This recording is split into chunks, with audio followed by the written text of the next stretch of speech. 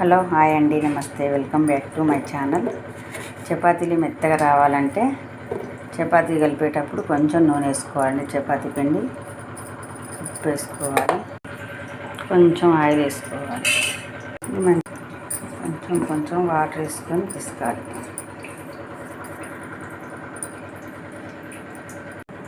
ఇలా కొంచెం వాటర్ వేసుకొని పిసకాలండి. పిసికితే నీళ్ళు ఎక్కువ పడితే పిండి స్మూత్గా ఉంటుంది.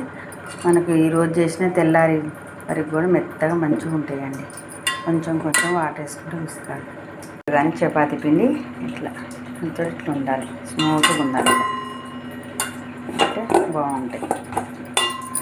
ఇప్పుడు ఒక 5 నిమిషాలు మూత పెట్టి పక్కన పెట్టుకోవాలి.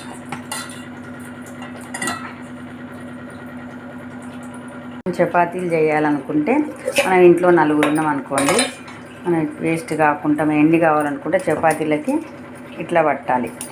ఇలా పిరిగిడి గట్టే బట్టి ఇట్లా పట్టి వేసుకోవాలి.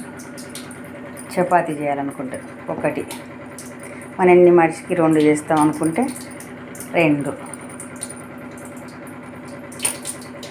ఇలా పట్టి చేయాలి. ఒక చపాతీకి ఇట్లా. అదే మనం పూరి చేసుకుంటాం అనుకోండి, ఇలా పట్టాలి. ఇలా పూరికి ఒక పూరి ఇలా అవుతుంది. మనం మనిషికి ఒక 5 చేసుకున్నాం అనుకోండి పూరీలు, ఇట్లా పట్టాలి. పూరికి ఇలా పట్టి చపాతీకి ఇలా చపాతీ పట్టాలి, పూరికి ఇలా పట్టాలి.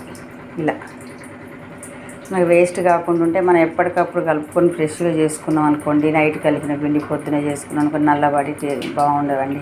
మనం ఎప్పటికప్పుడు చేసుకున్నాం అనుకోని చాలా టేస్ట్ ఉంటాయి, బాగుంటాయి. అరగటం కూడా మంచిగా అరుగుతాయండి. మనం ఫ్రిడ్జ్లో పెట్టుకున్న పిండి చేసుకున్నా బాగుండవు. ఇలా చేసుకోండి ఒకసారి. ఇలా నేను చెప్పినట్టు చేసి చూడండి. మీకు నచ్చేది ఉంటే నాకు ఎలా ఉన్నాయి కామెంట్ బాక్స్లో కామెంట్ చేయండి. నచ్చితే లైక్ చేయండి. పిండి చూడండి ఎంత మెత్తగా ఉందో, ఎంత బాగుందో. ఇంత చేసుకోవాలి. మొత్తం మరీ పెద్దగా చేసినా మంద ఉండి బాగుండవు. ఇలా చేసుకోవాలి పలుసగా. ఇలా స్టవ్ మీద పెనం పెట్టి పెనం బాగా వేడైన తర్వాత చేసుకోవాలండి.